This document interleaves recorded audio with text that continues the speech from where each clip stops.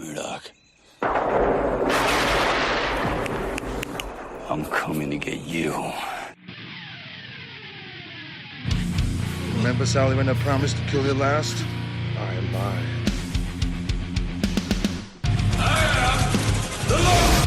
Get off my plane. I have come here to chew bubblegum and kick ass. And I'm all out of bubblegum. John, I'm not gonna shoot you between the eyes. I'm shoot you between the balls. You're a disease, and I'm the cure. I'm gonna take you to the bank, Senator Trent. There can be only one. Dead or alive, you are coming with me. Yippee-ki-yay. I'm going to kill them all, sir.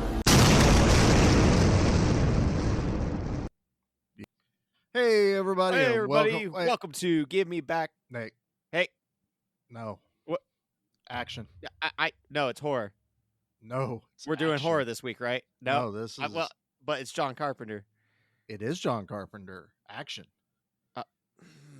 But it does have Jason Statham, so that's 1 point action. True. It's got. I got you here though. It's got a ghost. Horror. It does have a ghost, but it has Ice It has Cube. a bunch. Ooh, that is action. That's action. Hot Topic cosplayers. Horror.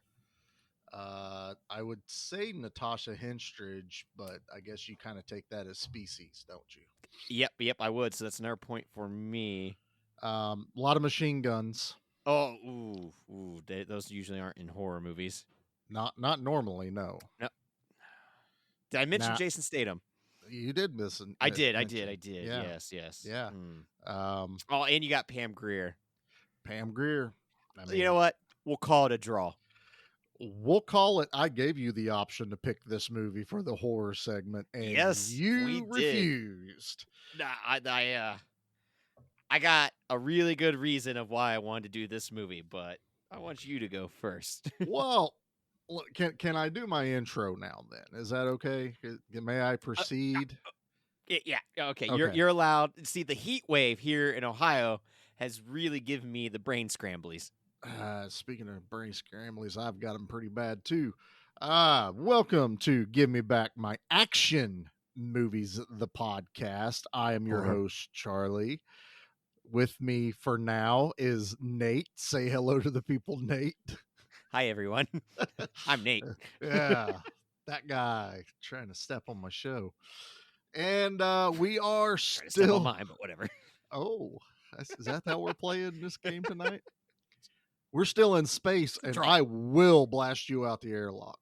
Period. No, I will do it, sir. Oh no, we are still in space in our month-long voyage, and this week I have been pushing for this movie for, I don't know, I'm going to have to say longer than 3 months, but for now I've been pushing it for 3 months. I've been wanting to do Ghosts of Mars, and Nate somehow just keeps coming up with some reason dragging for us my to not feet. You have. Like literally every time you mention it, I'm just like, I do want to revisit it, but do I want to revisit it now? So it literally make an entire month about space, and I'm like, he's got to pick it for that. Nope. Leprechaun in Space is what he picks.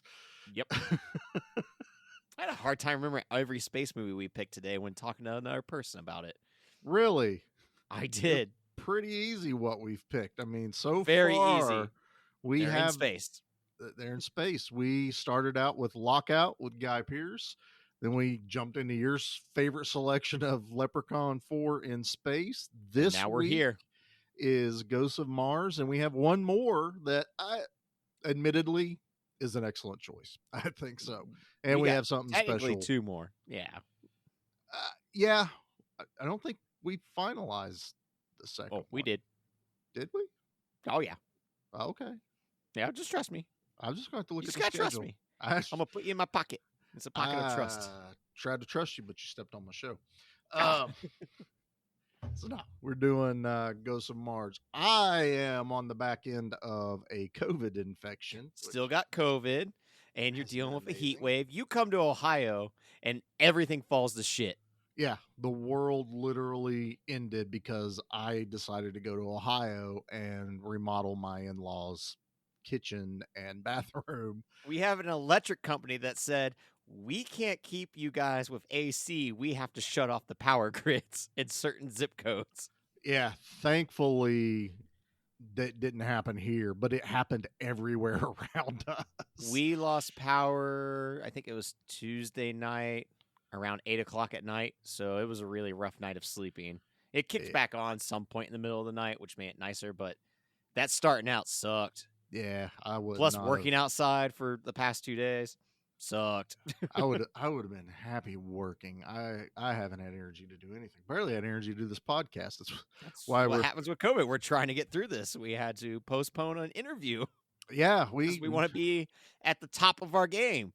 You're not getting the top of the game today. No. Let you know this right now. 5 minutes into the podcast. That's Nate's fault. Not COVID Charlie's fault. That's for sure. No, but we are covering one that so I figured with this episode was I wanted to bring to light something that maybe not everybody knows about the show. When we decided to do the horror branch off of the show, it was not always just going to be horror. We actually talked about doing action horror movies.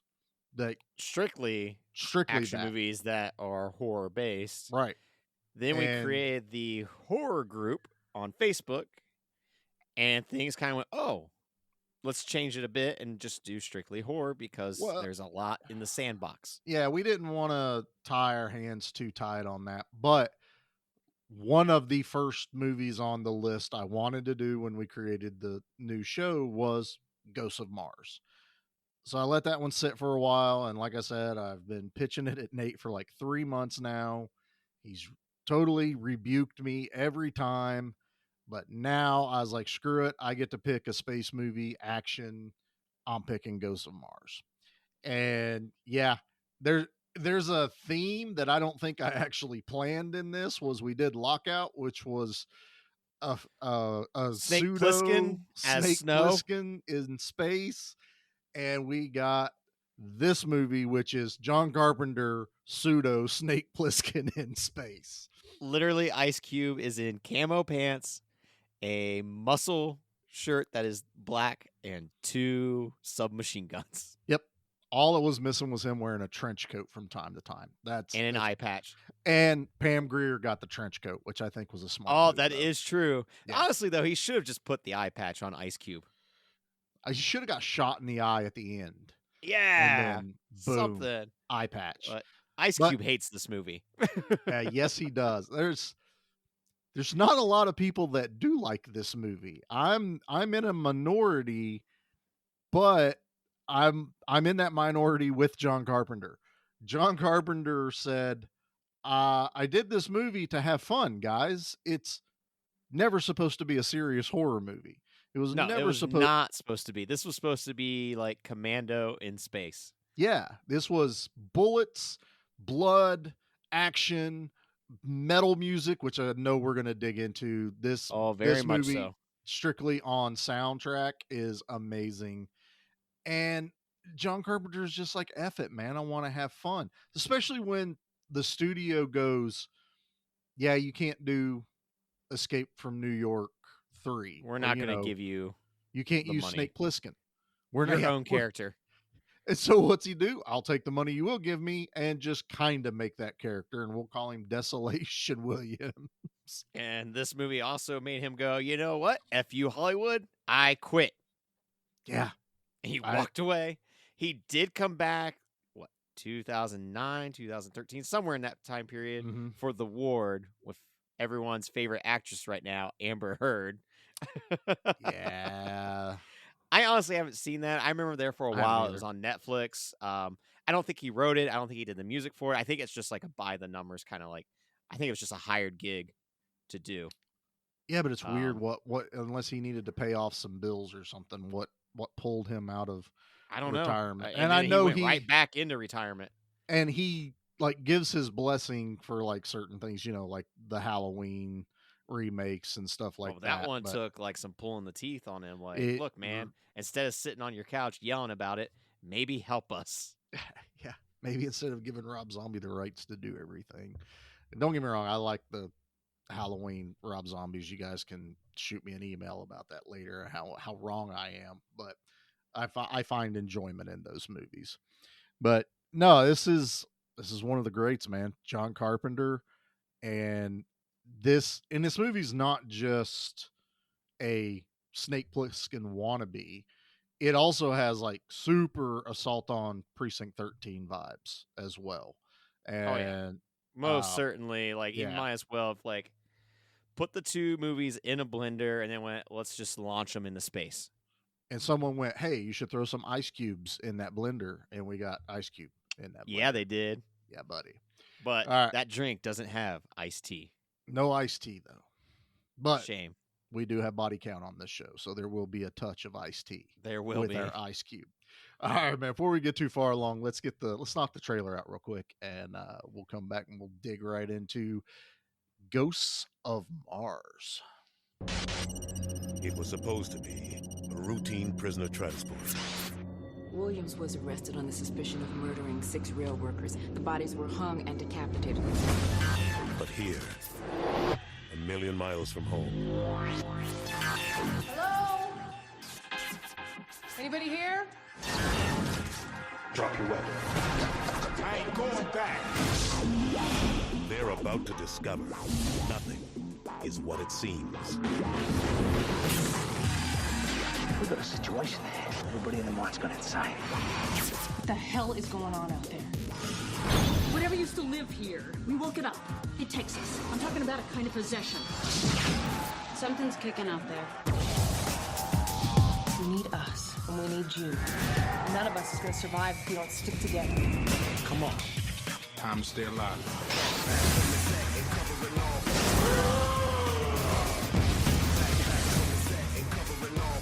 Second time I saved your life. Yeah, run a tab! From the master of terror,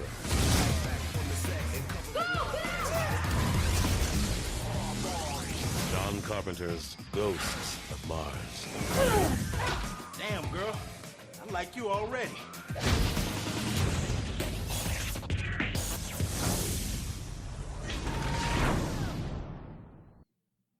Holy shit! Why don't we have Keith David doing trailer voice guy more often? Right? I'm telling you, man. I was playing that going, "Ooh, Keith David." I like it. That makes so much sense. Oh, that's awesome. Oh yeah, love it, love it. Oh, I love those trailers. I do.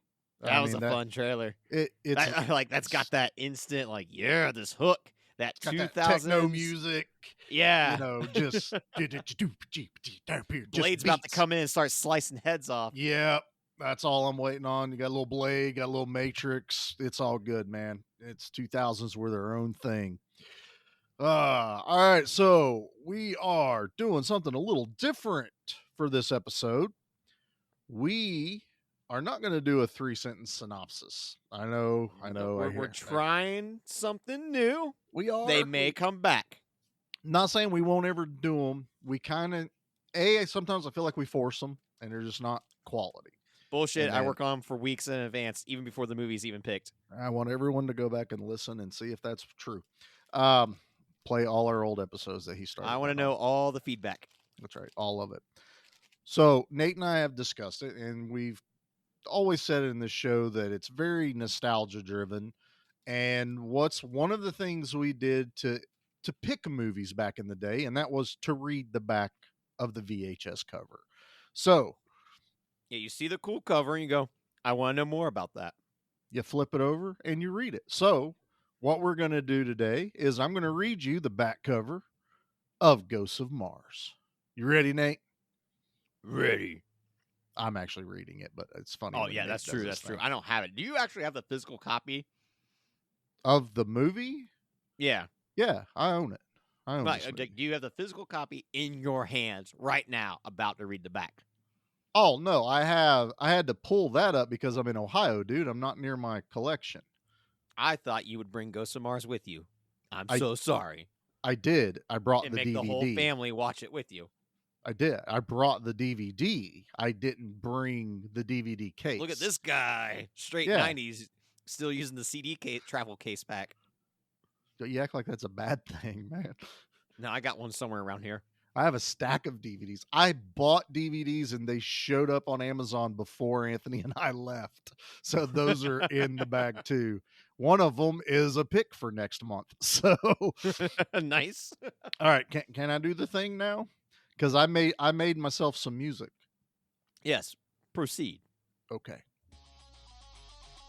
From John Carpenter, the master of horror behind 1998's hit John Carpenter's Vampires, and classics like The Thing and Halloween, come a sci-fi thriller full of explosive action and bone-chilling suspense. Natasha Henstridge is Melina Ballard. Is that Melanie? Oh. Natasha Henstridge is Melanie Ballard, a headstrong police lieutenant on Mars in the year 2025. Humans have been colonizing and mining on the Red Planet for some time, but when Ballard and her squad are sent to a remote region to apprehend the dangerous criminal James Desolation Williams, played by Ice Cube, they discover that he's the least of their worries. The mining operations have unleashed a deadly army of Martian spirits who take over the bodies of humans and won't stop until they destroy all invaders of their planet. With a stellar cast including Pam Grier, Jason Statham, and Cleo Duvall, as well as explosive special effects, John Carpenter's Ghosts of Mars is an intergalactic terror fest like you've never seen.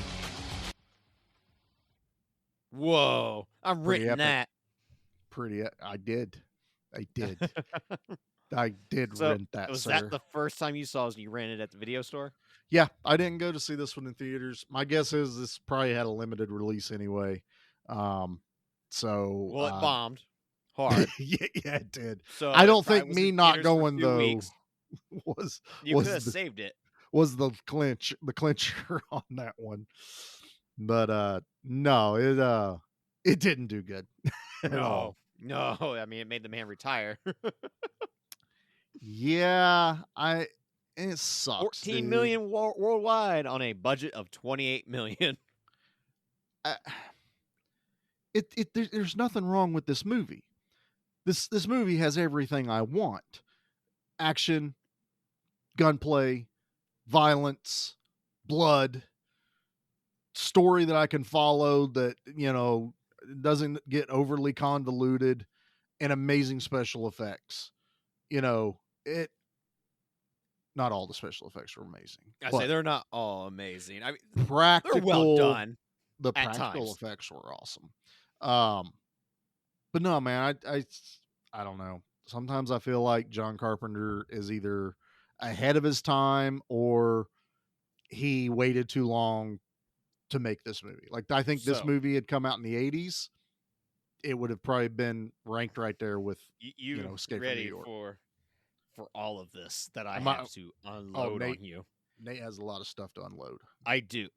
I remember the first time I saw this, the only time I had saw this was back when it first came out. It was on Showtime. I remember my dad and I staying up late to watch it because it was a new John Carpenter movie. Stoked. Hated it. I mean, we're talking, I'm in like middle school. Hated it. The reason I was excited to come back and revisit it was people did not like The Thing when it first came out.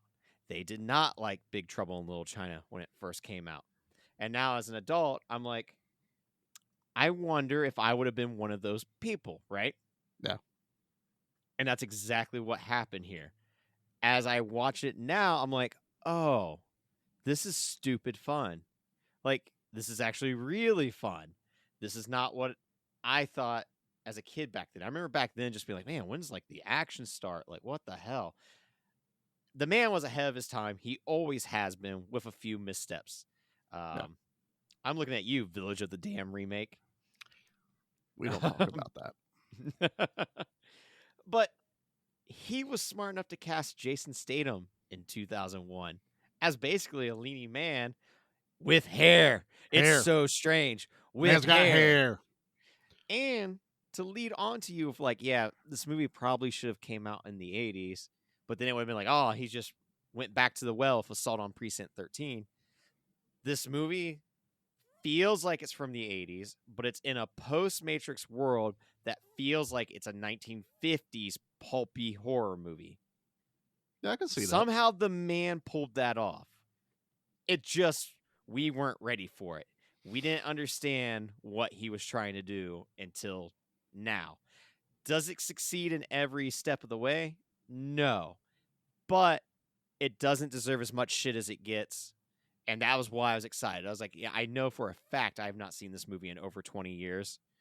Let's see if I'm one of those people that would have been like, oh, wow, John Carpenter actually was a genius all along. It's just that wrong time period. And sure enough, I think it is. Yeah, this came out in 01. I was already in Ohio, married. I think that's right. Yeah, married. Jackie will probably get mad at me about that one. But I had rented this one Blame from the Blockbuster. COVID brain scramble. It's COVID brain, honey. Sorry. So I had rented this from Blockbuster, and I fell in love with this movie immediately.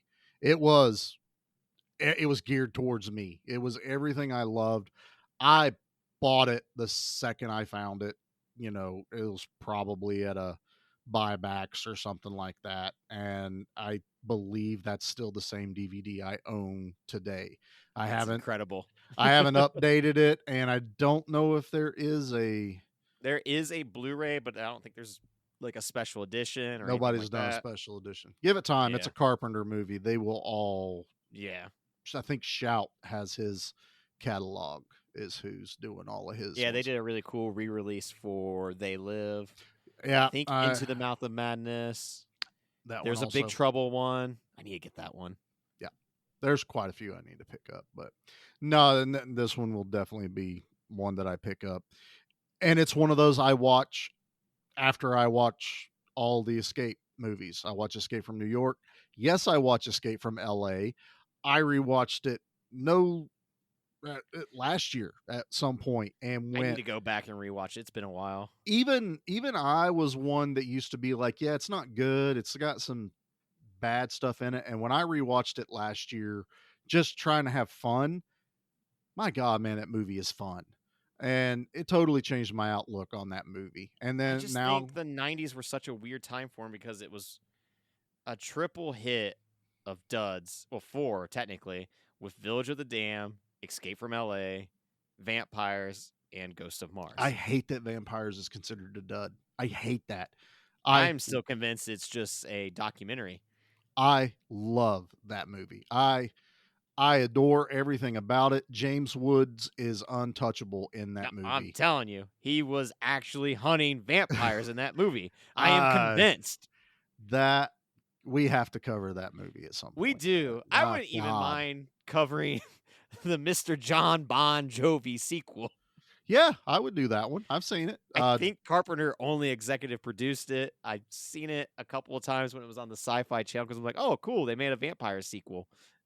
With Bon Jovi has had some Spanish name after the end of it or something, didn't it? Dos Mortes or something like that. Yeah. Blah, blah, blah, blah, blah, blah. He calls the father Padre the entire time. Oh, Padre. Got a little mahogany there, Nate? Yes, rich mahogany. No, but we're not talking about that. We are talking about Ghosts of Mars, man, and I am there for it. So, how do you want to go? We've talked about the budget a little bit, and talk a little bit about the budget. I mean, we can't gloss over that the music feels music. Like 9 Inch Nails meets Rob Zombie, but also feels like, you remember in the mid 2000s when they would be like, you wouldn't steal a car, da ba ba ba ba ba ba da. You wouldn't steal your neighbor's cat, ba ba boo doo ba ba boo ba boo ba ba ba. You wouldn't steal the internet, ba ba ba ba ba ba ba ba ba ba. That was this soundtrack. Yeah. Now you're making me question. That might be at the beginning of my DVD because it's that early. You wouldn't steal Ghost of Mars. Bah, bah, bah, bah, bah, bah, bah, bah, bah. And you're like, oh shit, did the movie start already? Those anti-pirate commercials were fantastic. No, but no, this Carpenter's known for his music, and this guy. So, I don't know what you researched on it, Nate, but my research during filming, he listened to Metallica the whole time. That's what he I had believe it. playing on set. And when they were ready to start actually doing the mixing and stuff, one of the bands they brought in was Anthrax. I was gonna say they got Anthrax on this one, They which got I'm not Anthrax in the this. biggest Anthrax fan, but it's cool they got him. I'm a big Anthrax fan. I saw them live not too long ago. Scott I Ian love was a dick to me. Yeah, who's not a dick to you? I've met you, so I've been a dick to you. This is very true. But Scott Ian rubbed me the wrong way. Did you try to rub his head or stroke his beard? Is that what you did? No, even Charlie Bennett kind of ignored me. I don't know. I What's must wrong have with you? something. I don't know. I don't know what I did to the guys of Anthrax. I watched they were on tour. They're with also kind of rude to Hannah's mom. You know what? I am anti-Anthrax now. Jamie is a lovely person. The antiviral to Anthrax. No, I am the cure. I saw them with Death Angel and the bassist for, I can't remember his name. The bassist of Death Angel's about as big as me, and his arms are like giant gorilla arms, and he reached across the front pit over the barriers to fist bump me. That Nice. was right in the middle of the show, and it was amazing. And Scott Ian couldn't quite, when he came on, his arms weren't long enough to do it. So all he would do is just do a fist pump whenever you, because I was right on the barrier. Because I had my arm all the way out, and he was still probably a good 2 foot away. You're like, I'm a big dude. Trust me, man. We might That's be right. able to like, I'll go 75%. You go the other 25. Death Angel dude did it. Come on, Scott, jump. But he also got Steve Vai to be on guitar for this. Buckethead. Yeah. Remember when in the early 2000s everyone loved Buckethead? Dude, I love these 2000s movies that we touch on every once in a while, man, because they are just this window to a bygone era, I swear.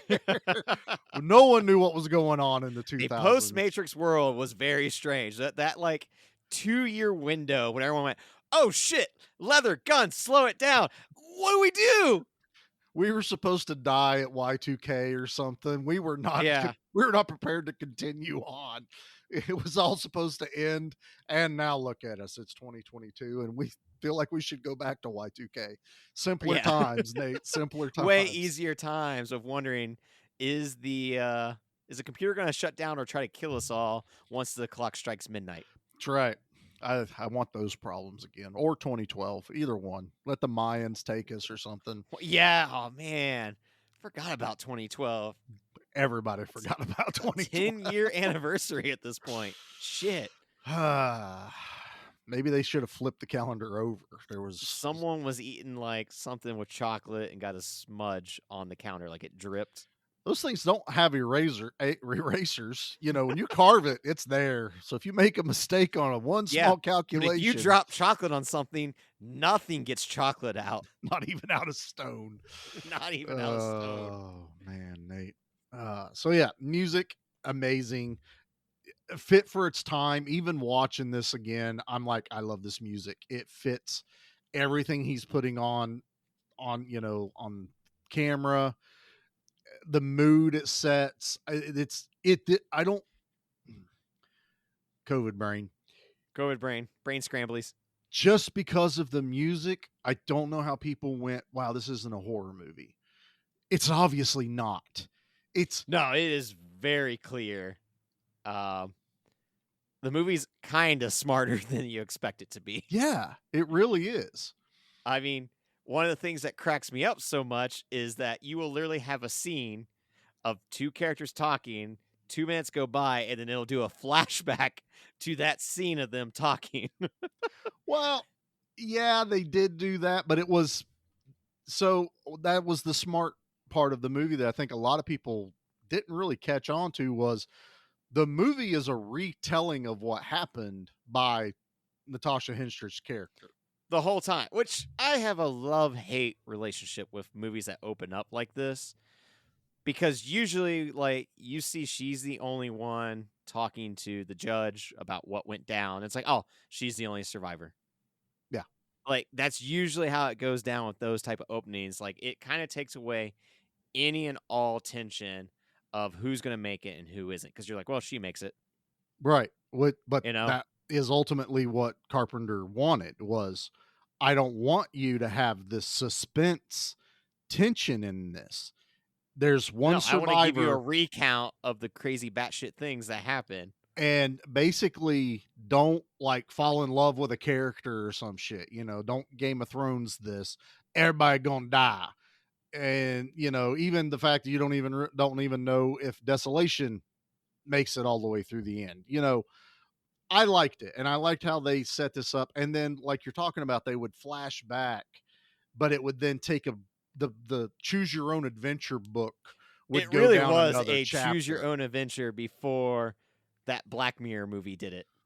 Yeah, Just without us being able to physically select our next step or what character we wanted to follow. and he took the time to even put in the script of, well, what happened to your commanding officer? I don't know, but this is what she told me. I didn't see it firsthand. Then it would go and show from the other person's perspective of what's going on. And I was like, I like that. He at least was thinking ahead and didn't just go, oh crap, I didn't explain how we all see what's going on over here with Pam Grier's character, even though she dies. it This is a turn your brain off for the most part, because it's going to tell you everything you need to know. Pop popcorn, turn your brain off, and watch the movie. Yeah, and I think he And largely succeeds at that. Like, well, I wanted this to be like a Rambo, a Commando, a Predator type movie. Even maybe even Dead Heat. Just like this is stupid fun. yeah, we're going to have a wise ass. We're going to have, a I'm gonna check all those badass. boxes Yeah. of the badass like leader, which it does disappoint me that Pam Grier gets killed off camera. We just I see think, her head on a pike. but I like the reveal of her head, though. I feel like I guess I my like thing was that. I wanted to see her do more things. I love Pam Grier so much. I was like, Same. she could have killed at least 3 Hot Topic cosplayers. Come on. Well, and I agree. And I feel like just later on in her career, people just didn't know what to do with her. That's the other thing, though. He knew when to utilize her because Quentin Tarantino had used her a couple years prior Yeah, doing in Jackie Brown. Yep. which is like But I mean, incredible. look It's what an underrated Tarantino film. they did with her in Seagal's movie in the 80s, man. She was If it was underutilized. outside the 70s, they didn't know what to do with her. Yeah. No, but I loved her in this. She's a badass in this. I believe everything about what her job is, the You could tell respect she commands. he went, "You're the commander," and she took charge. Like, Yeah. that's why I was just like, damn it, I want to see a little bit more of her. And he turns everything on its ear. Our hero is a druggie. She's a drug addict, and it's like, oh, okay. So we know she survives, but she does drugs. She's high 90% of the movie. That was a unique kind of twist on everything. It's like Carpenter was like, screw you. I'm going to mess with you the whole time. I'm not going to give you exactly what you think you're going to get. And that's your problem. You're the one that's expecting another Prince of Darkness, Big Trouble in Little China. Like, you're wanting that out of me, and that's not what I'm doing with this movie. No, But I you agree. saw John Carpenter's Ghost of Mars. Like, whenever you see that name, you're just like, yes, what am I about to get into? And granted, I mean, that got people to go watch it, at least some people, to at least go see it. But I don't know. I think maybe that was its misstep, was it was never promoted as just an action movie. I think maybe if it had been this was promoted as a horror movie. Yeah. And I mean, it's got great horror moments. You've got like body bags being hung up like in Hellraiser 2. Yeah. Or the Predator thing with people hung up upside down. Yeah, that's what I'm talking about. Like that. Yeah. And then like the hallway filled with death traps where it's like, this is clearly they were setting something up to protect themselves. Like, it's just, it has dread level moments of just like, what is going to happen? Like, there's something terrible that's already happened. Yeah. And there's nothing wrong with having those moments in it, but it's not what the movie was solely about. It was, okay, I got to set this up. Basically, it's all when they first walk into the town, and it's basically, a ghost town. I Sorry. think that might be like part of why it's called that. Oh, Oh. I just put that together finally. Like, I like that the town, though, because he has a love for Westerns, that the town looks like an old-timey Western town. Well, yeah. It's just red sand. It's the west of Mars. I would love to know how much food, like, dye coloring they used. I have no to make clue. the I read sand. that too, but they dyed the sands where they were filming red. And I'm like, I mean, I guess I've seen the trucks that do it with the green, that they'll dye like fields and shit like that green. So I'm guessing it probably ain't that big of a stretch to do red. But that's where some of these stupid budgets go. Why did that cost $1 million? I don't know. That was probably $950,000 worth of red food dye. I don't know. And then, like, the red food dye company, the next year when they're looking at their target numbers to hit on sales goals, they're like, why was the number so high in June Damn it, John Carpenter! They're always calling Hollywood going, hey, are we going to Mars again? Because what, didn't like, we go? any chance? Oh, no, we can do that with CGI now. Bastards! Like, there was a ton of Mars movies, though. It was like Red Planet with... We had Red Planet. That was Val Kilmer, wasn't it? Red Planet? It was. I think that was the movie that ended Val Kilmer's career. I thought that was the Dr. Moreau. That almost ended everyone's career. That almost ruined everyone's career because that almost of Marlon ended Brando losing his mind again. Ended Hollywood as a whole. Who let that happen? I mean, we had Doom. We had Mission to Mars was another one. I can't remember. I just felt like we were always on Mars in the early 2000s. Yeah. No, we lost Matt Damon one time. We did lose Matt Damon once. There was the Rocket Man. He kept farting in his spacesuit. Love that movie, man. Where's that guy at anymore? You never see him the whole anymore. world in his hands. Oh God, that's great. Why did we get on Rocket Man? All of a sudden, man, we're on Ghost of Mars. No, the Western. He does love his Western motifs, and I love set design on this movie. Fantastic. It looks like a mining town. Like, imagine an actual Western if he would have ever gotten to make one. I don't know. A full-on 6-shooter movie. I feel like he would nail it. If you love something that much, like, I feel like you would get what we talked about with Lockout, where it's like if you take every cliche, every, like, story point, we're like, oh, man, just like, boom, here's everything. Here's a hired gun protecting a town. Here's, like, the bad guy with his gang, but John Carpenter. And you still get that with like a saw blade. It'd be awesome. There's saw blades in this movie too. That's where he got. He was like, I want it to be like Commando, just because he saw saw blades and went, I have an idea. Commando reference. Every episode. No, I'm kind of thinking a little bit more on you saying that. What would a John Carpenter Western look like? What would vampires? Yeah, that was damn close a Western. Yeah, like really close. Like, it even takes place in Texas, doesn't it? Yeah, it's like the Tex-Mex line or something like that down around that area.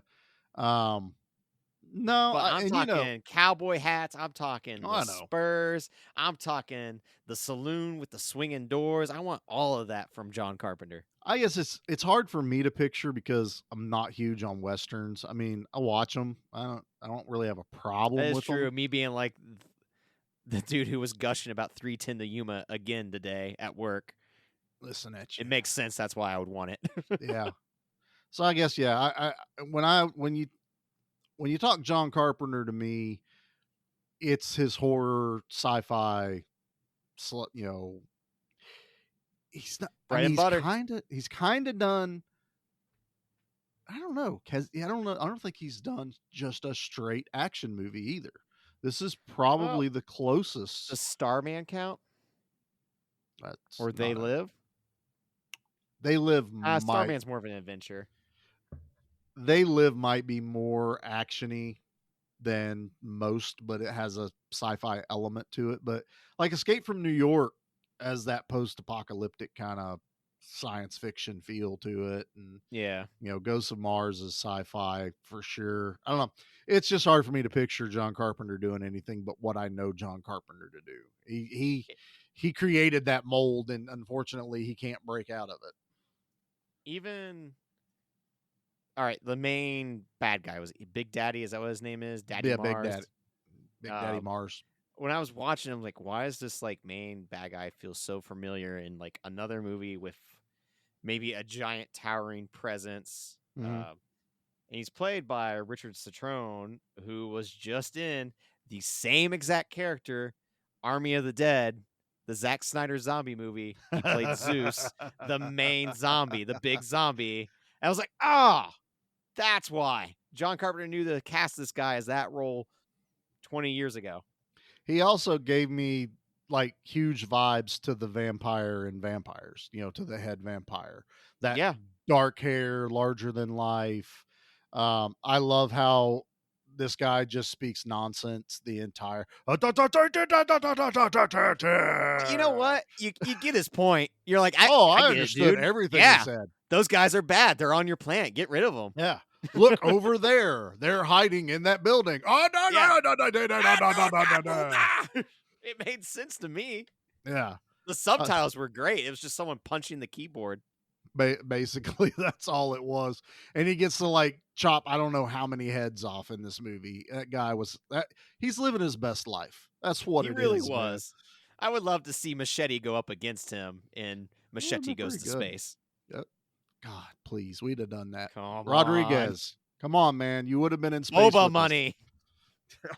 All that Boba Rancor money. Come on, man. Come on. Machete's riding a Rancor. I'm in. I was in with Book of Boba Fett with that part. I was too. Like, as soon as they introduced him, I went, Boba's going to ride a Rancor. Totally fine. Just waiting for that toy. Come on, merchandising. Merchandising. Flamethrowers. The kids are going to love it. I do enjoy also that the script feels real in this movie, and the fact that I believe every character's nonsense of what they're talking about, if that makes sense. It feels like, this is real. Yes, of course. You're on this mission to figure out what the hell happened to this city of miners. Yeah, and not those kind of miners, Nate. But it's a real piece of shit move there. Talking about the old-timey prospect miners here. That's right. No, I liked it. You had your rookies. You got to have rookies. You got your hardened vets, that are there. You got your crack ace, go-to people, your A-team, basically. I like how Jason Statham's still kind of a slimy piece of shit in this movie. He's not the Jason Statham we've come to love from, the Transporter movies or Expendables or anything. But yeah, because this is pre-Transporter. I think Transporter was a year or two later, which that's the one where it's like, oh, who is this guy? Yeah, this I think is just after. Was this after the one with Jet Li? It might have been around the same exact time. I think because he had hair in that too, so it was right around the same time. But it's also after his Lock, Stock, Two Smoking Barrels, Snatch, yeah, those type of movies where he got noticed and then he got brought over into the action scene, which I am a huge Statham fan. Period. I mean, I watched this movie going, yep, I can see exactly what everyone else saw with him. That guy, they're pointing at him, going, he's going to be a big star, and he definitely was. And poor Natasha Henstridge, man. What happened to her? She was a goddess of the late 90s, early 2000s. I don't know. She was Even John Carpenter went, I tried to get her to look bad in so many different angles, and it's impossible. Well, they also didn't get along, so I think he was trying to do it on purpose too. I couldn't tell from everything that I was reading up on the movie if it was playful brother and sister not getting along or if it was really they didn't get along. My guess is it started with them not getting along, and then they eventually, because it did say that they've got a mutual respect for each other. She was brought onto this movie 1 week before filming. Because wasn't it like Courtney Love Yep. did what Courtney Love does? Yep. And nobody does what Courtney Love does except Courtney Love doing what she does. Why was that name always brought up in movies, man? Where you're like, oh yeah, well Courtney Love had this part, but then had We to back can't like, escape her. No, She's impossible to escape. I feel bad for Dave Grohl, but No. Snake Plissken in Escape from Courtney Love. Studio won't back it. It's her hiring a hitman to kill Snake like she did with Kurt Cobain. Ooh, Nate's hot take there. wow, Come at me, Courtney Love. Well, I think that's a good part where we should probably stop and take a commercial break because Nate's getting a little rebellious over here. I'm gonna go get yelled at behind the scenes. Don't worry. What the We- hell are you doing? God, we're already on so many radars. So let's do a commercial break. We'll be right back. guys. Commercial. G.I. Joe will return after these messages. Ladies and gentlemen, welcome to Give Me Back My Pro Wrestling, the podcast that's based on the old school, but can still help you find the good stuff from today. Dangerous Dan Colley, the Professor Jimmy Street, and the Plastic Sheik Jared are the undisputed six-man tag team champions of the wrestling podcast world. From thought-provoking topics to superstar interviews to action figure expertise. This trio does it all, and all they ask is, give me back my pro wrestling! Every other Thursday, wherever you listen to podcasts. They're unstoppable, but we're gonna stop them anyway. Send in the Marines. We're the Space Marines. Drake, Ripley, 8-Bone, Bishop, and I'm Hicks, armed with the latest high-tech heavy metal. Look out, Hicks! The Queen's gonna crown ya! My bug rocker's on a roll! Bull alien attacking! Eat torch, bug brain! Alien invasion problem? Send in the Marines. Aliens. Send in the Marines! Space Marines. Aliens. Welcome to the Monster Movie Stomp Down with me, Stompy, and my brother Frank. Hi, I'm Frank. Join us, Sludge, Mark, and Ruben 3 times a month as we review monster movies from around the world. And don't forget about the monthly contest and trivia. Not only that, Frank, but you will find extra content like the Underdogs, Monster Mash Wednesdays, and the Friday Night Fights, each week exclusively on our Facebook and Instagram. So please join us at the Monster Movie Stomp Down.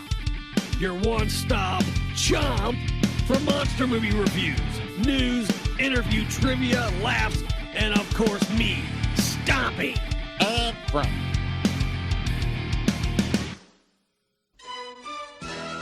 Now back to G.I. Joe. Hey Nate, eat flamethrower, bug brain. Space Marines. God, I miss the 80s. Yeah, I definitely miss R-rated movies getting action figures. Yeah. Not NECA, you know, like that was No. aimed towards us. This was Kenner. Yeah. We had This those was were Cincinnati, kids. Ohio going, we don't care. We'll make a toy out of it. We should do that. I have quite a collection of 80s and 90s action movie action figures like I RoboCop, definitely- Rambo, Alien. Anything I have may be in the parents' attic if it survived because of how much stuff I just left outside because I'd be one of those kids. We might have to do a special one day, but there we go. Because we're in space, obviously, I pulled out some Alien action figures because unfortunately everyone thought we were going to take the low-hanging fruit and just do Alien movies. Come on, are we not a little bit better than that? Are I we had not one just listener say, you're going to have a lot of people that are upset with you for not doing Alien. And I'm like, you're right. possibly? They were probably more upset you did Leprechaun 4, but that's Probably. fine. I've been wanting to revisit both both those Alien movies because, like, I know they have a 4K release Yeah. now. Like, it's just like it's kind of itching. That itch is right there. And plus, my Nerf gun's coming in October. I think yours is Yep. as well, right? You got Yep. it pre-ordered. I got it pre-ordered as well. We'll Yep. save that Our for when pulse rifles. our They're pulse coming. rifles are in. We did back that Indiegogo Kickstarter, whatever you want to call it. I just need my GameStop to not go out of business in 6 months. Or wait, no, October. So not too long. Just stay in business. I did mine directly through the people, so it should come straight from them. I don't have to go through GameStop on mine.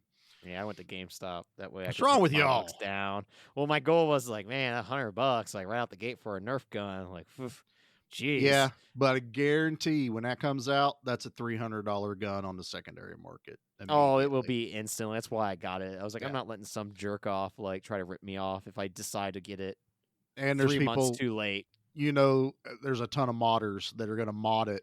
So to keep it as the Nerf gun is actually going to keep it worth Yeah, a bit more. it definitely will be.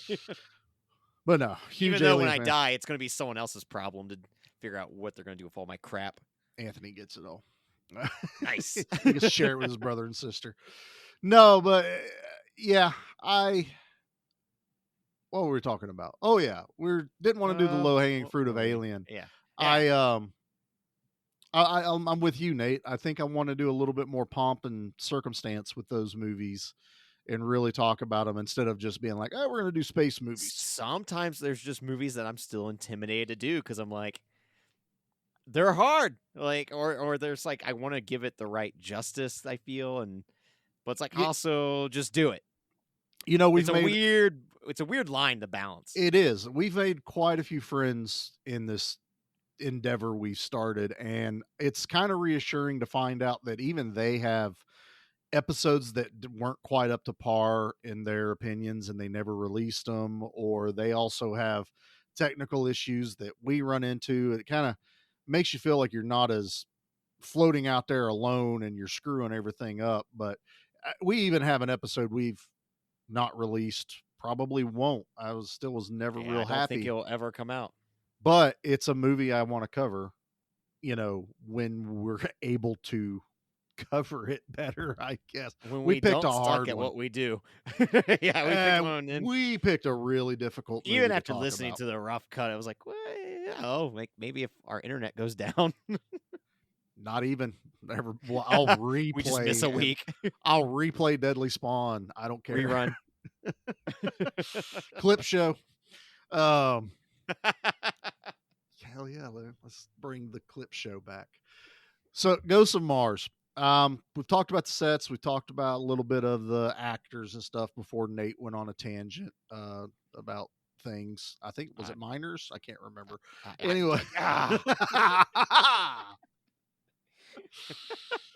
But I like the premise of this movie. That it's a dead alien species that haunts the planet. Yeah, it's space dust that has a conscience that only moves with windstorms. I was like, that took a lot of thought. That got sealed away, and that we exploded the seal and released it. As humans do. We can't. I mean, leave if we see shit something alone. that's sealed up, we're definitely blowing it up. I kept calling this lady the Jane Lynch on this movie because she looked just like the lady from Talladega Nights, Ricky Bobby's mom. Did. Yeah. And I love when she's introduced that she's just asleep. Like she knows what's going on. She's hiding out and she's like, nah, 5 more minutes. Yeah. I mean, that's exactly what we would all do. I also like that Mars prison is very, very dirty. It's not lockout prison. No, totally different. This space prison is on a budget. That budget is we got 7 bars, put them in a row. And everyone shares a cell, male, female, we don't care. Yeah. You're all going in there, except for Ice Cube. Buff chick probably could have ripped every dude's nards off just by looking at them. And yeah, Ice Cube's the only one that is isolated because he's Desolation Williams. Let's talk about Ice Cube's character on this a little bit. You mean Ice Cube, who did not have a good day, so he did in fact have to use his AK? There you go, Bubba. There you go. I'll be here all night. You had that wrote down, didn't you? I did.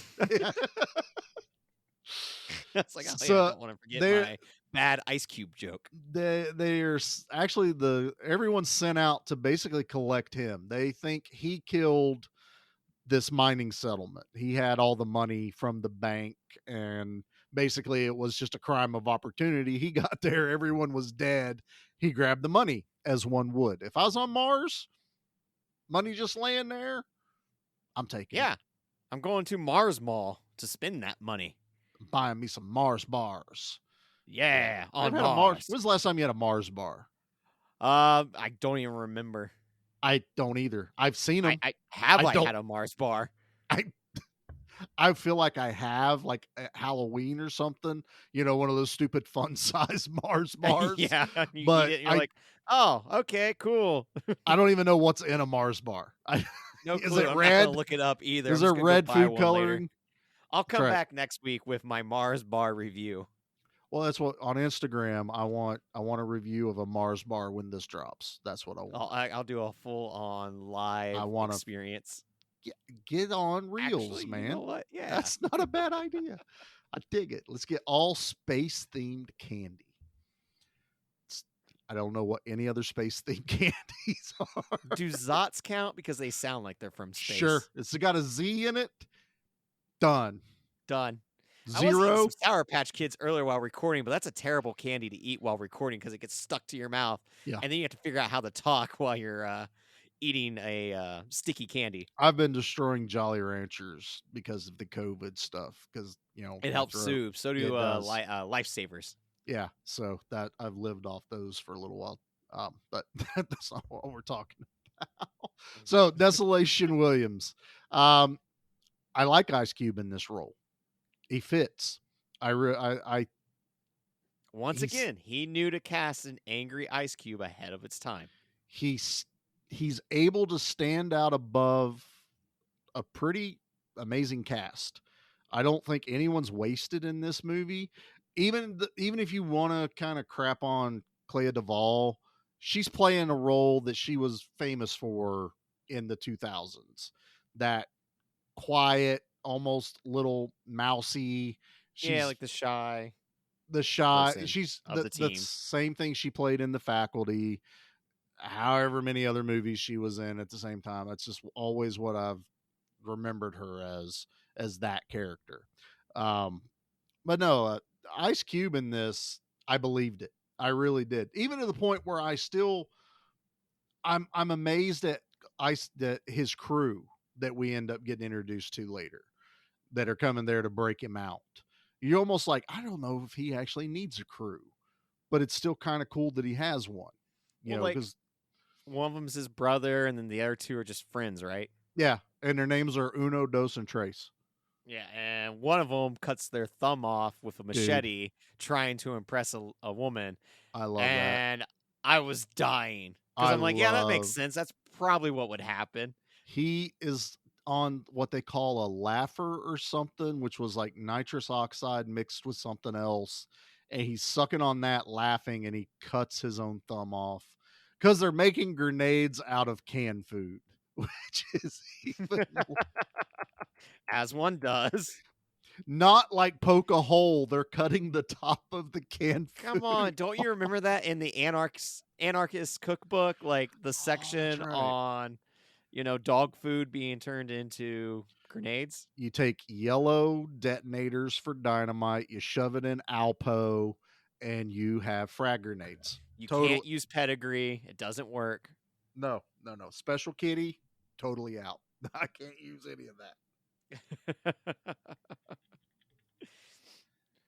But they get introduced originally as like, oh, we were here mining as well, and then we watch everyone else lose their mind, but we dipped out. Yeah, like they're so. I guess they rolled high on their charisma because I was like, oh yeah, these guys are definitely on the good team. Right. And then they all pull out guns out of nowhere. They're like, we don't have guns, or do we? Or do we? And it's like Mexican standoff. So we start getting the back and forth between Natasha Henstridge's character and Ice Cube. And I got to say, I like it. Oh, I do too. It's a I power enjoyed the back. struggle It because they're totally both like, is. "You're gonna listen to me if you want to live." No, you're gonna listen to me if you want to live. And you have the Three Stooges when they demand to go go to see Ice Cube. They're like, "We want to see him." She's like, "Okay, let me take you to his jail cell." And then opens it up, and they're like, "Oh man, it's good to see you, brother. How you doing?" Everyone's all excited, but they're all standing in the jail cell. Yep. And she just closes it on them. Traps them in there. That's the John Carpenter part of this going. What happens if they all just got trapped in there from not paying attention? And that's what he did. And I was there for it the whole time. I thought, and this kind of falls onto that. There's the assault on Precinct 13, where you had the gang leader was basically in charge of all the prisoners. He'd keep them in line, and then the cops were in charge of themselves to keep themselves, and they would just, team up for the most part because they realize you're stronger in numbers, as always. Right. You don't split the party. Never split the party. Especially when Jason Statham finds out what they're fighting, which I still think is awesome. Because he goes to look for the chief, the commanding officer, Pam Grier. He runs up this hill, and there's this war party of all the Martians that have taken over human bodies, and they're having a blast. Reminded me of? Who's that? The Uruk-hai from Lord of the Rings. Oh, the Uruk-hai? Yeah, they're just in space. The Uruk-hai in space. Waiting for and Big Daddy, he also reminded me of a certain someone that we've already covered on the podcast. Can you guess who? With someone we've covered on the podcast? Mm-hmm. Is it horror or action? A certain character. It was on the action side. On the action side, I know what he looks like. Mind is drawn a blank. COVID brain. You ready for this? Sure. Space Kurgan. Ooh, very Space Kurgan. He was Space Kurgan. Just what he said. Rendition. That was his rendition of what was it he said? Better to burn up to the fade away. That's it. I'm sorry, man. My brain is not firing on all cylinders. Oh, guess we're just gonna have to watch Highlander again. It's never a bad time to watch Highlander. I think it's on Tubi right now, or Amazon, one of the other two. No, but I love that whole sequence. He's over the ridge watching all the beheadings happen. People just running around. Apparently, not everyone can be taken over by the Martian dust. So if you can't, they kill you. I guess the rules don't quite make any sense. Because sometimes they would kill someone and you'd see the point of view of the ghost going towards the next person, or they just kill a bunch of people and then you don't see the spirit anywhere. It didn't matter. It did not matter to me whatsoever. It didn't, and it didn't back then. But what I kept being reminded of was in Doom with Carl Urban and The Rock. Remake that movie with the same cast now, because the world was not ready for those. They weren't ready in 2005. But I kept having flashes to where the Martians had to go to a certain type of person for it to work. It's kind of like they get into Natasha Henstrich's character, but because they give her pill to make her high when they put her outside, it forces the Martian out of her body. It can't handle all the crap going on in her brain. So my thought is, Nate's safe if we're ever on Mars and the aliens come, because they're going to go in there going, what the shit is all this? And I'm going to turn into the giant Martian leader. You would be Space Kurgan. I'm Space Kurgan. That's obviously what's going to happen. I have no problem being Space Kurgan. That guy was badass. I do like the flashback scenes where you get to see all these normal people start to literally tear themselves apart. They're pushing the piercing through their flesh and their face, and just cutting themselves. We even get a shot of one of the prisoners that's locked up, like a no-name guy. Yeah. He is literally tearing his flesh apart. Like he's ripping the flesh off of his face as he's just sitting there, and as they're like observing him, trying to figure out what exactly is going on. Yeah. No, I always dug that. I thought it was a good visual of what's happening to them internally, and that there is the human part of them is not there anymore. The human part of them's dead basically after so long, and the Martians are just riding around in the body, causing chaos. And then, as if a person dies with the Martian dust in them, it leaves that body and goes to another. So even if they kill the people, the Martians are still there, and there's still a risk of being infected, which I like. That was an extra little level of danger to this movie. Yeah, because I mean, it's chaotic. You just don't know. Yeah. So the original thought was, let's capture them and trap them. And even that kind of falls through on them, where they're just like, let's kill as many as we can and get as far away from this place as possible. Even so much to where they're like, well, let's just blow the place up, because it's like some kind of, it was a oxygen type. I mean, it's always an oxygen bomb, right? Something like that. Yeah. But where they're trying, because they kept making that comment, they had to keep breathing through their rebreathers, that the atmosphere is not quite ready for them. That was one of the cool things I like too, because of like the movie has established that we have been on Mars for a little bit of time. Yeah. And that just through like evolution, like we're slowly being able to breathe on Mars. Yeah, but we're adapting to it. We're also changing the environment of Mars ourselves. Yes. Kind of like the Total Recall storyline, where they turn the reactor on to oxygenate. Yeah. They have like little stations that are converting the atmosphere. And that's what they try to blow up at the end to stop these things. I love the train in this. Yes, it looks like it goes miniature? about 2 miles an hour, but man, I just love the visual of it. That's a space future do. train. Dude, just the thought, that's always been one of the things I wanted to do. I wanted to be like the guy that made that train. You know what I mean? Yeah. Behind the scenes. I believe you would have the skills to make that happen too. I'm going to build a space train, Nate. If you build it, Martians will come. Yes. Martians will come. If you build it, Martians will come. Well, that's what happened. Let's get into the spectacularness of the action when it starts. Literally, it's just the last half of the movie. Like, yeah, it's the final showdown where they all decide, you know what? Screw it. Guns a-blazing. They try to run and the train's gone. Like the conductor's like, peace, I'm out. Deuces. And it literally is from when Statham sees the big beheading party, and they have to figure out how to evade these Martians, and the Martians descend on the town. And it's amazing. They're everywhere. This is the Western feel, but they're not, bad guys, with bandanas. They're Martians. They're on the rooftops. They're throwing spears and saw blades instead of arrows. Yeah, all their homemade weapons that they've made. Like, yeah, they're it's DIY madness with the weapons. It's very Mad Max. Yeah, it's very stuff. much a space Mad Max.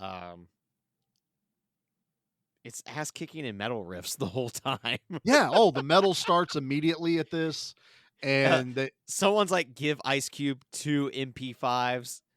You know, everyone's armed to the like, teeth. When you see that, you're like, Snake Plissken, there he is. It's just Ice Cube now. Not even hiding it. And no, not at all. They make a run. That plan fails. They fall back. One dude gets destroyed trying to cover the opening. Well, you got like a guy that is firing with a machine gun, if I remember correctly, and then a saw blade takes out his hand. So then with his other hand, he's hiding behind cover, starting to pick him off with his pistol before he then gets hit with another saw blade, taking him out. 2 other saw blades. Yeah. It was... And this thing's coming in fast. Like, you don't even see who threw him. It's just like, woo, Oh, Like, it's there's another one. It's the Predator scene. It's the Carl Weathers getting his arm cut off while still shooting the machine gun. And then this guy just gets obliterated. So they have to regroup. They come up with a new plan. They get in contact with the train. Natasha Henstridge gets took over, comes back. But because she has a drug problem, it decides to leave her. Yeah. Yeah. You know? She sees the Martian's mind, which I thought was kind of cool. We got to see what the Martians actually look like, which was kind of weird. Kind of strange, right? Very strange. Hard to describe. Like, you ever seen a Fraggle, from Jim Henson's Fraggle Rock? A little bit. And paint his face with war paint and give him Danzig pecs and shoulders from one of the album covers, or Man of War. That would be a better one. Man of War album very cover. Man of War. But a Fraggle face. Don't forget the Fraggle face. And that's what the alien. Now I'm kind of wanting Space Danzig, though. I am there for Space Danzig, though. I have no problem with that. Little. Maybe his next movie will take place in space, and we're covering it. Why not? We would have covered it now. Danzig, get on that. Rodriguez, get on that. I don't care. Someone make more space movies. That's all we're wanting. When did the last space movie even come out? Come on. Except you, Fast and Furious. Stop it. I didn't even get to the space part in the new movie. I'm halfway through it. I started in the hotel while on vacation. I kind of forgot I was watching it. I need to go back. I have not started number 9 yet. It's 9, right? Where they go to space. Yeah. Is it 9 or is it 10?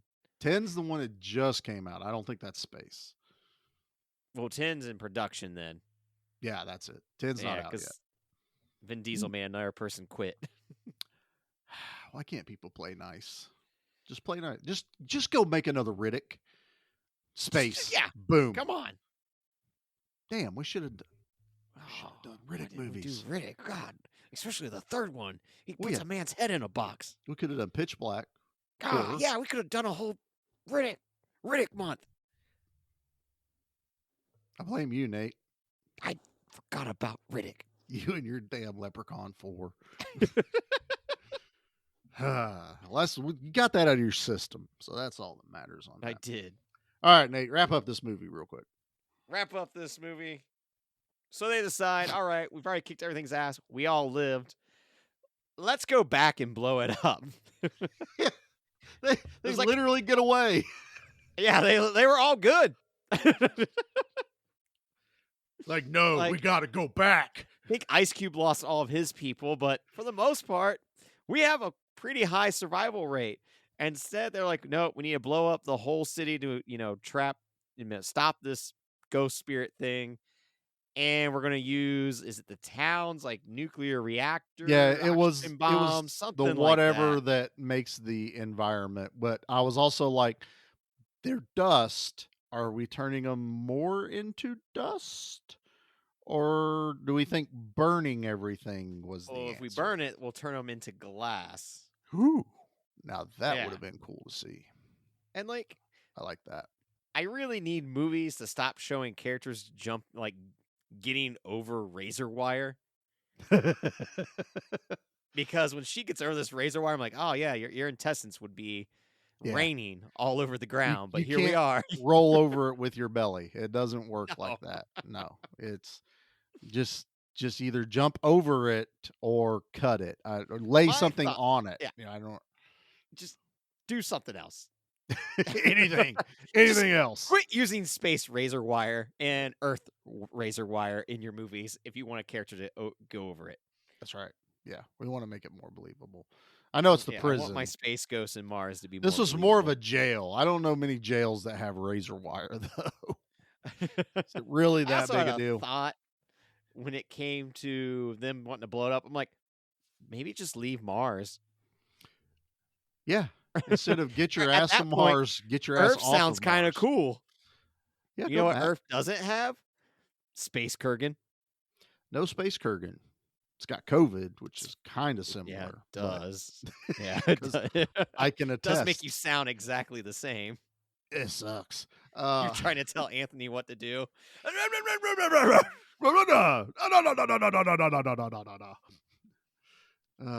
have something to say. Put that drywall up the exact same way. I don't know. So, Nail gun boy. God, no. I can't afford that hospital trip. Oh, where are we at, man? We are off the rails. A little bit. Anakin Skywalker would have hated Mars. That's right. So we get the grand, what would you call this? The grand finale of gunshots and explosions and people watching dying. our remaining team members get picked off by saw blades. Jason Statham might as well get eaten alive, would you say? Basically, I feel like he got stabbed to death. Like, that's what it looked like, is like 5 guys jump on him and stab him. The other girl that's not Natasha Henstridge gets eviscerated by circular saw blades. Are circular saw blades that important in space? I mean, I know they probably got for when you're doing like space wood cutting, space construction, some space charcuterie boards. We need. Have you ever thrown a saw blade? Yes. Is it cool? Depending on what you throw it into, they like to bounce. Oh, so they're cool. Back at you. They're kind of cool. Yeah. Have you tried to like Captain America it, where you like throw it into the corner of the wall so it'll ricochet onto the other wall? Yes. I've also thrown it into woods, try to hit multiple trees. This is where I wish I was still young and could, break into abandoned buildings and throw saw blades. But alas, I'm an adult and will get charged with trespassing. Who said I was young when I did all this? Anyway, there's a lot of saw blades going flying by. And I do agree, as much as we like to make the joke about the commando stuff, that was John Carpenter going, commando. Oh, we're throwing saw blades everywhere, and I'm cutting body parts off. We even get like a classic, like after everyone is basically dead, it's just Ice Cube and Natasha Hendricks on the train. And we got to do a train fight. We got to do that classic. You got to disembark one of the train's cars and get us away from the bad guys kind of thing. Before the town explodes. Like everything's... Yes, exactly, because now we have a countdown. Slowest train has to get them away. And, like, I wish we could like dive more into like the gunfights and stuff, but it's pretty basic. It's just gunfight, body falls down. Gunfight, body falls down. There's nothing to break down. It's just a lot of bullets happening. We get a really cool like hallway scene, I'd say, where they're all coming down, but they're funneling and they're just laying waste to them. I cannot wait for the body count. I love that, and it's 2 of them jump forward, fire till they're empty, while the other 2 reload. The other 2 come in. They like step that up. was cool. But go back to what we were talking about, that Western feel. This gunfight is Western gunfighting. Like, they're shooting these zombie Martians off the top of the roofs of some of the buildings. They're falling off, doing exactly that. We just didn't get a Wilhelm scream. I don't know. Was there no? I don't think there was I don't a Wilhelm think there was scream in this. That's usually I always catch them. Yeah, and there was no James Brown scream either. No, there wasn't. That's a any thing. James. It is. They found some. But no, it was very formulaic. I shot you, you're dead. Kids playing. Yeah, I got force field. And no, this was I shoot you, and then it was never amount of overpowered by weapons. It was just they were outnumbered. That's really... I mean, that's strictly it, because that population in that town was huge. Oh, yeah. I mean, and they even killed a lot of them, and it was still huge. Yeah. And then so they get away, set the bomb off, bomb explodes. They get the train detached. Space Kurgan starts to yell and then blows up. Yep. We get a good ending villain kill. Desolation handcuffs Natasha Henstridge after he's like stitching her up because she got hurt, and he gets away as Snake Plissken does. And now she is... Now we're in the present of her wrapping up the story of her testimony. Now I'm here. and she's not being charged. So we find that out, that they're not like blaming her for killing everyone. So, because they don't tell you that at the beginning. I thought that was cool. And so she goes, everything seems to be normal. And then alarms start going off. And oh yeah, because they didn't turn the space ghost into glass. Space glass. So the dust has made its way to this town. She gets woken is up. A full-on like city. This isn't like a township. This is a big one. This would be like a metro environment getting taken over. This is like Columbus. And she, Natasha Henstridge, gets woken up by Space Pliskin. Space Pliskin. There you go. Yeah, it took me a minute to get it out. It's okay. It's fine. It's all right. No, because it's hard. You're wanting to say snake, you know. He's now got chromed out machine guns, dual Hell wielding. yes, he does. He's like, let's go. You're the only one I kind of trust on this planet. Let's do and work. She's like, yeah, you're the only one I kind of trust too on this planet. And he shares his chrome nod gun at the camera. I love that though. I really did. He literally looks at the camera and winks. I was like, this is my favorite. Then metal music.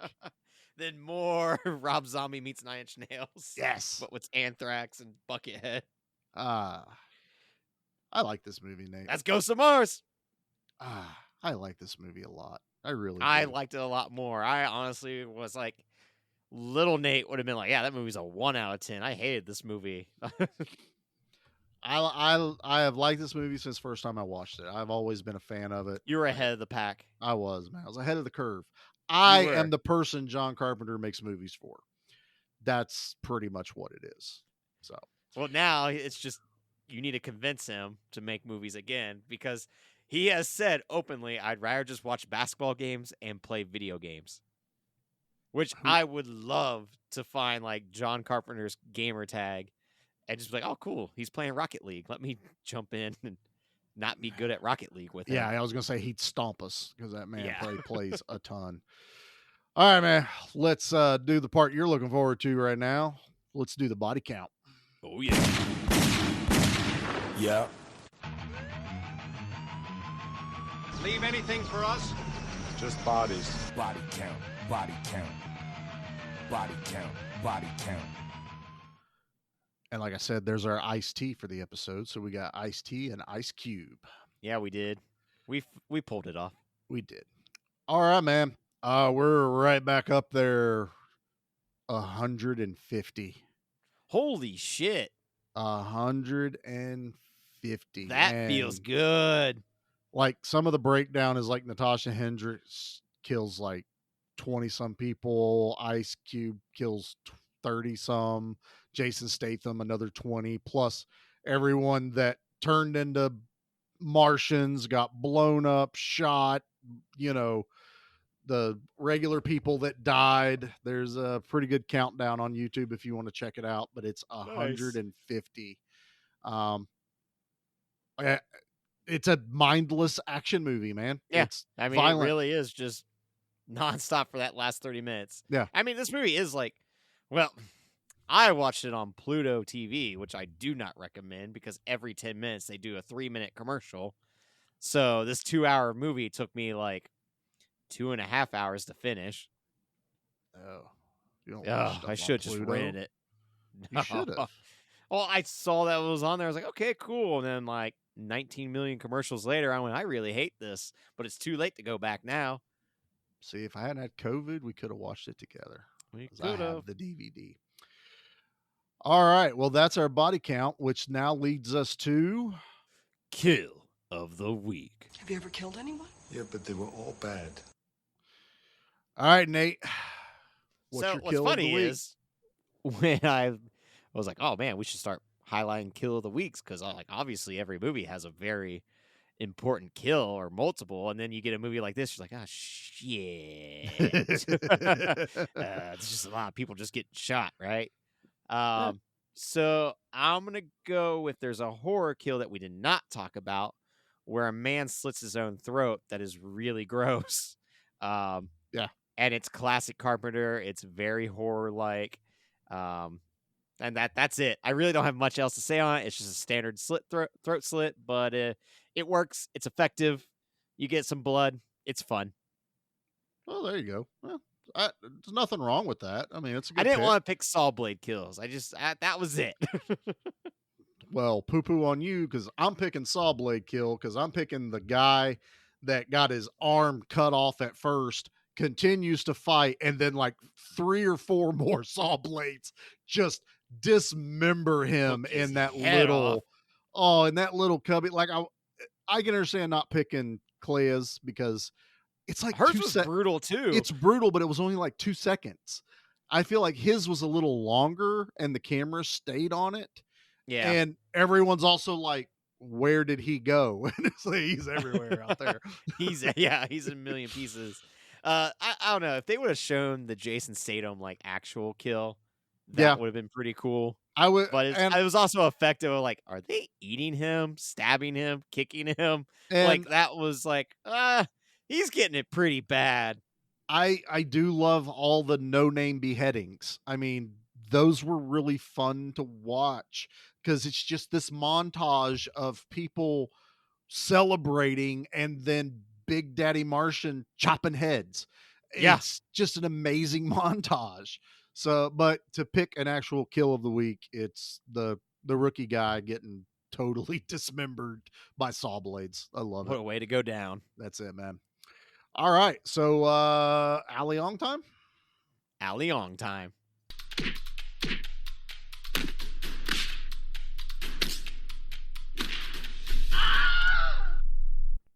All right, Bubba, looking right back at you, man. You're revisiting this for where you haven't seen it for a while.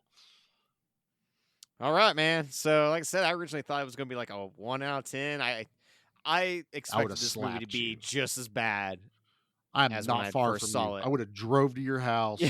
You would have gave me COVID again? I would have licked your face. I would have got COVID 2.0. Yep. Second COVID. COVID number 2. It's Nate Plissken, Escape from Charlie. So 6.5. It's a really fun movie. I will rewatch this. I will. No, I recommend others to give this another try. I do. Shut your brain off. Have fun with it.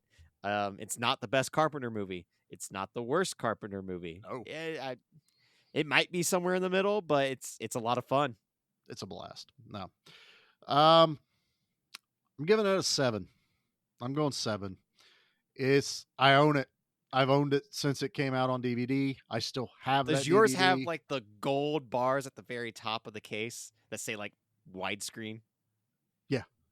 Mine has like all that stuff on it. I remember that DVD case real well. And I watch this movie regularly. I mean, and like I said, it was one of the first movies I wanted to do when we originally were going to do just action horror movies. I love John Carpenter movies. This one just hits on all cylinders for me. It still boggles my mind how these movies bombed. And I'm like, it just doesn't make sense to me. But this one does it on all cylinders. Is it perfect? No, of course not. It's a turn your brain off, pop it in and watch it. I watched it with Anthony. So we're up here in Ohio and I was like, you know what? Let's watch Ghost of Mars, and he's seen Escape from New York and Escape from LA and all those. And he's sitting there watching it. And I was like, hey, what do you think? And he goes, that was fun. He goes, that was a really good movie, Dad. And I was like, nice. See, I mean, it doesn't have to be Captain America slinging a shield on something. It doesn't have to be, 27 badasses trying to hog the screen. It can just be a simple run and gun zombie / gore gun fest done on Mars. And it's just fun. As it should be. That's all it needs to be. That's it, man. Well, okay, Charlie, you know what we think now, but now we have trash opinions. Nate, I have something for you. Oh man, oh man, oh man. I'm the trash man. I come out, I throw trash all over the ring, and then I start eating garbage. And then I pick up the trash can and I bash the guy on the head. Oh, that's gonna be a disaster. I want to get that tattooed on me so badly. I'm the trash I man. realize I don't need another Danny DeVito tattoo, but I'd be really happy with just having like my leg covered with different Danny DeVito tattoos. Y'all heard that correctly. He said another. Sometimes you look at his tattoos and go, "You're trash, kid. I didn't get rid of it. No, I didn't get rid of it." But I did. DeVito's our new drop. Damn it! I did make you the trash man drop. So, all right, Nate. What's our trash opinions this week? This comes from 2001. Screen Swift. They said, "Made me yearn for the cinematic sophistication of Battlefield Earth." Oh my God. Oh yeah.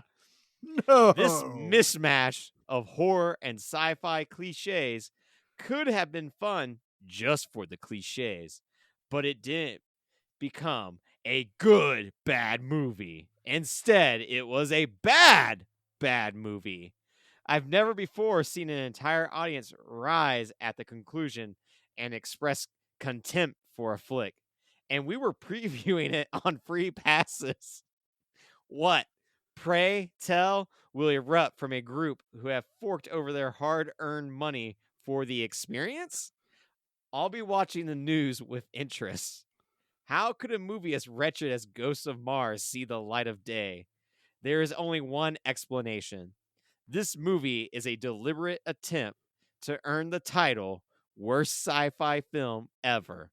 Possibly some sort of bet was involved. Well, if that was the idea, it worked. Courtney Love had the good sense to pull out of this mess. Would that everyone else had done that too? By the way, IMDb page lists Red Planet as a similar movie. That's a huge slur on Red Planet. See Red Planet instead. Red Planet is not a good movie, and I do not wish to revisit that.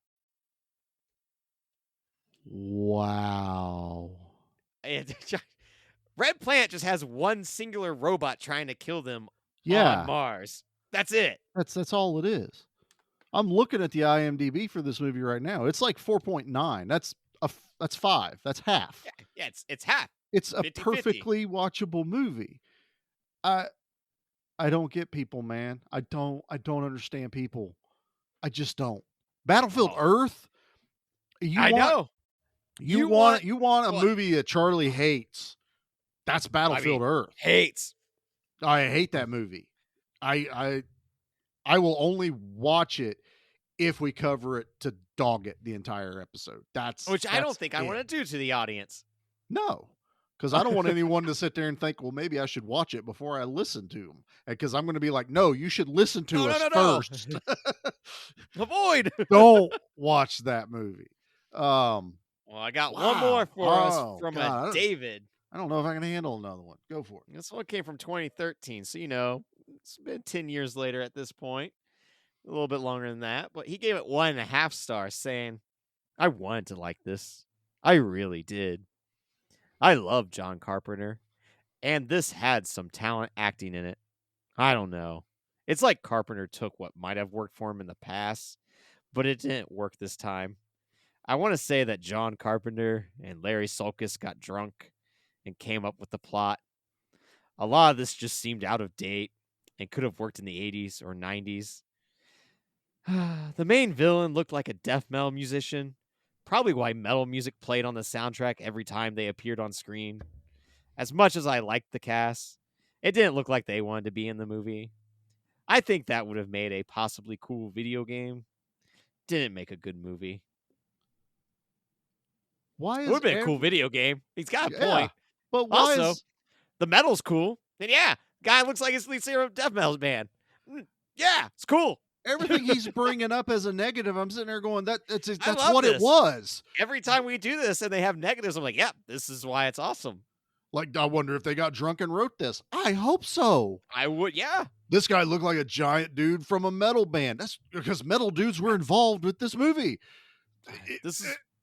You were right, sir.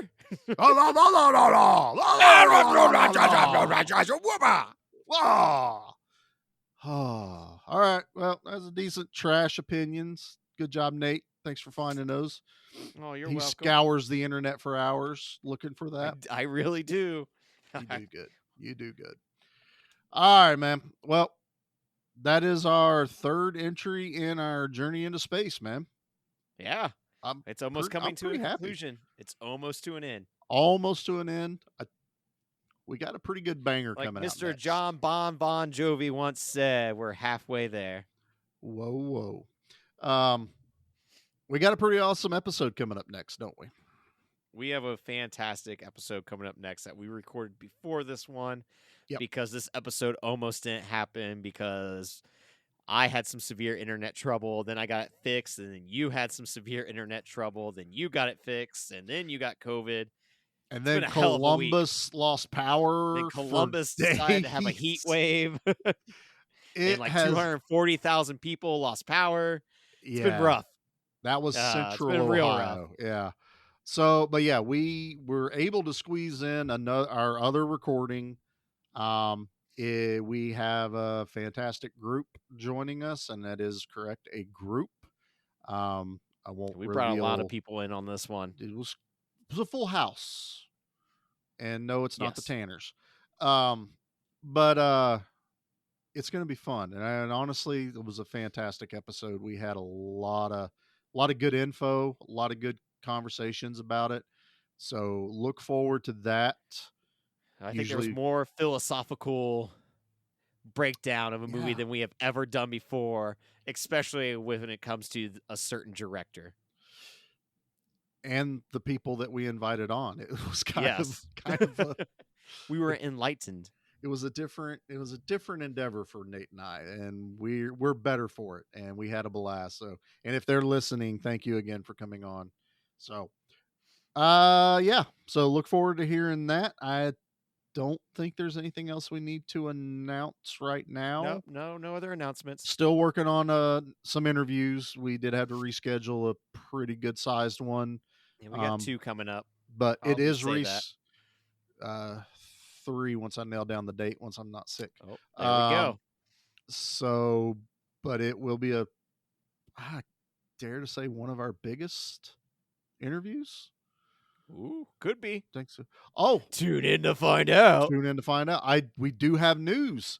Witch House has a release date.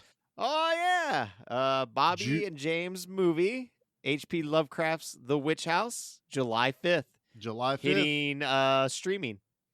Streaming, and I think it said Walmart. I think we might be getting a DVD. You know, it might have been a DVD and Blu-ray release. I can't remember. I forget what it is. They got an exclusive article on bloodydisgusting.com, which is like the biggest horror site out there. They have they got picked up by promotion distributors in the UK and the United States. The one in the UK is actually doing the distribution of Top Gun 2.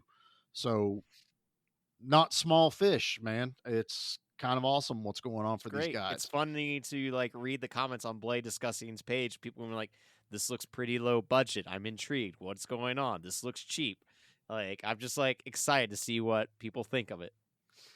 Yeah, because if you follow us on Instagram or anything like that, that has been winning numerous awards all year long. I mean, there's I don't even know if they have a full count. It's going to be at Gen Con, which is like the biggest board game convention out there in Indiana. They are playing it at Gen Con this year.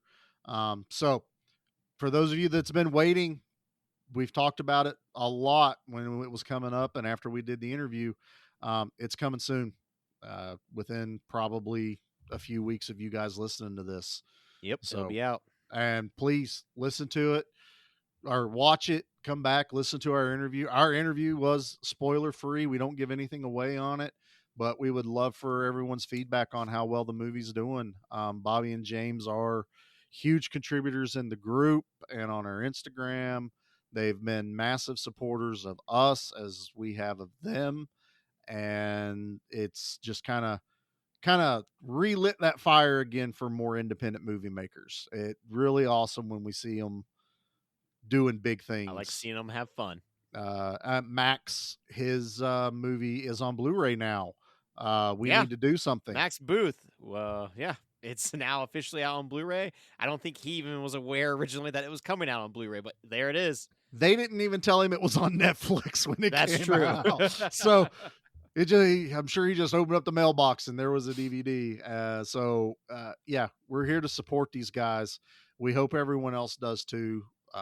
And as all the other projects from our other interview people come through, like Derek's on big things, multiple movies he's working on this year. So Derek is a busy man. I hope I actually get to see him at some point in the year. Yeah, that was kind of the other disturbing thing of getting COVID. I don't get to even the possibility of hanging out with Derek because we're all not that far away, But no, all of the people we've met and are doing this stuff is doing amazing. We're doing great, Nate. Our numbers are growing every week. Yeah, which I do want to personally thank every new listener that's hopped on. Like, it's been really cool just to see the numbers and people even going back to like really old episodes and listening to it. I love that. It's been fantastic. It's humbling.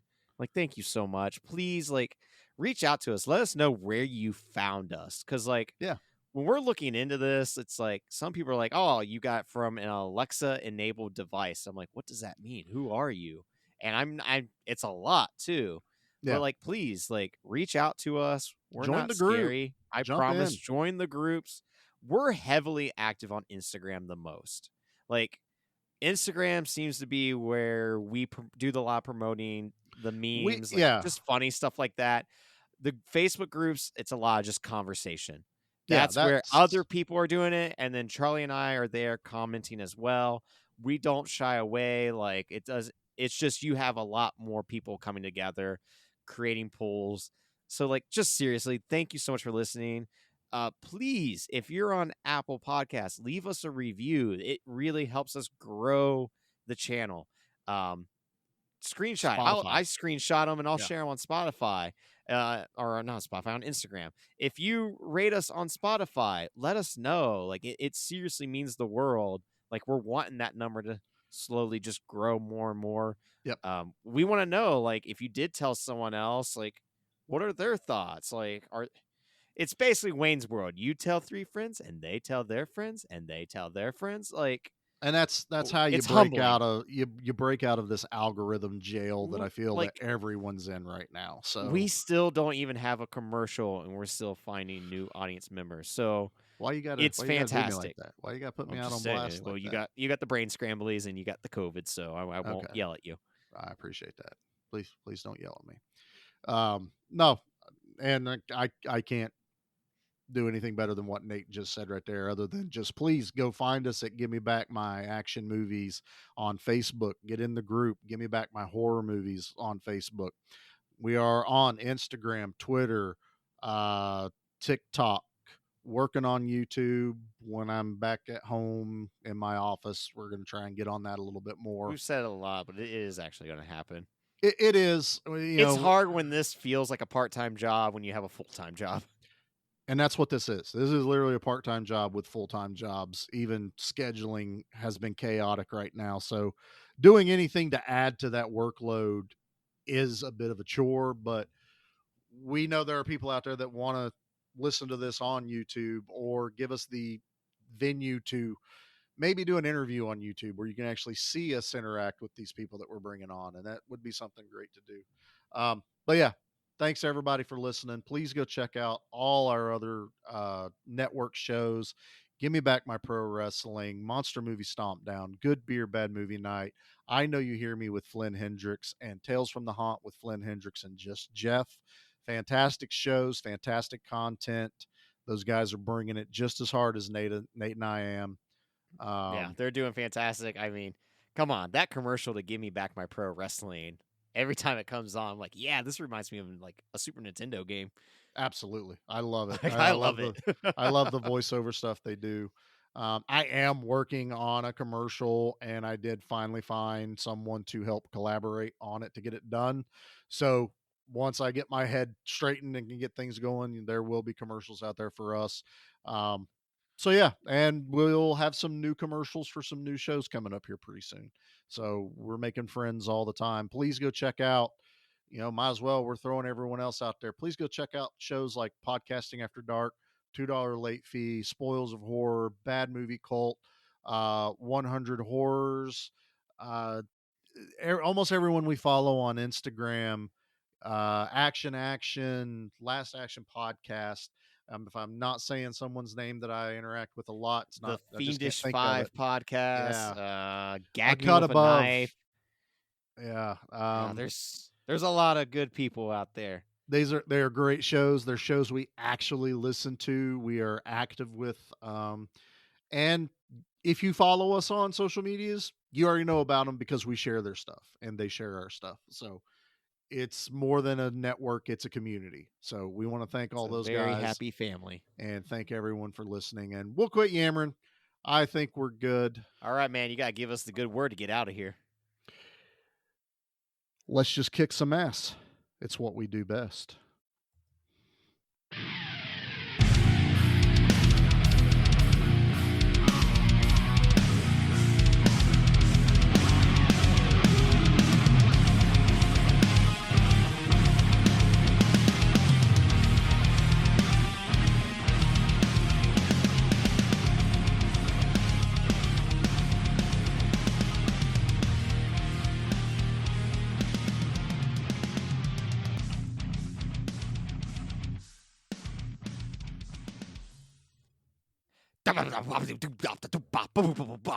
You wouldn't steal a space station. You wouldn't steal a space train. Don't pirate DVDs.